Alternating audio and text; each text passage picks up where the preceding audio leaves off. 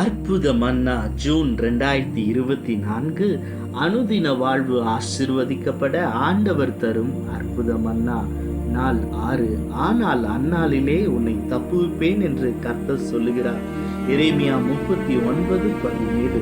ஆபத்து காலத்தில் என்னை நோக்கி கூப்பிடு, நான் உன்னை விடுவிப்பேன், நீ என்னுடைய நாமத்தை மகிமைப்படுத்துவாய். பிரச்சனைகள் வரும்போது, போராட்டங்கள் வரும்போது, வியாதியின் கொடூரம் நம்மை துரத்தும் போது, கடன் பிரச்சனை நம்மை வாட்டும் போது, நாம் கூப்பிட வேண்டிய ஒரே ஒரு நாமம், அது இயேசுவின் நாமம்.